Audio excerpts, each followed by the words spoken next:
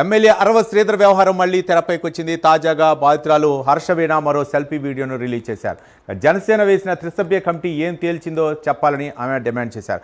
ఒకవేళ committee clean chit ఇవ్వకుంటే అరవ Sridhar party కండువా ఎలా కప్పుకుంటారని ప్రశ్నించారు. ఒకరు తనను నడి రోడ్డుపై కొట్టారని, ఈసారి కొట్టడానికి వస్తే తన చేతికి పని చెప్తానని వార్నింగ్ ఇచ్చారు.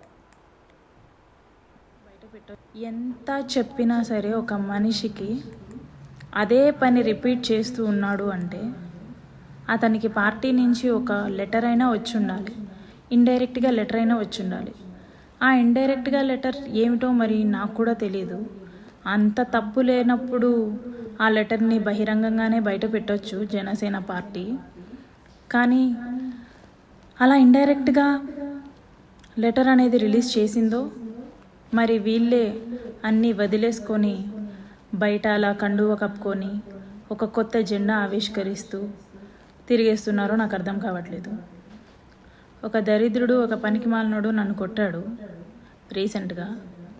వాడేదో పెద్ద సాధించేశాను, ఇంకిది మాట్లాడదు, నేనేం చేసినా సరే ఇది అసలు మాట్లాడే పొజిషన్లో లేదు, భయపడిపోయింది, ఇంకా కోడూరులో తిరగదు అనేసి అనుకుంటున్నారేమో. ఈసారి కొట్టడానికి రండి, నేను నా నోట్తో కాదు చేతికే పని చెప్తాను ఖచ్చితంగా.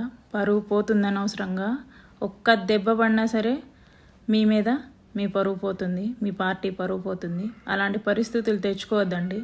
ఎంత చెప్పినా సరే ఒక మనిషికి అదే పని రిపీట్ చేస్తూ ఉన్నాడు అంటే అతనికి పార్టీ నుంచి ఒక లెటర్ అయినా వచ్చి ఉండాలి, ఇండైరెక్ట్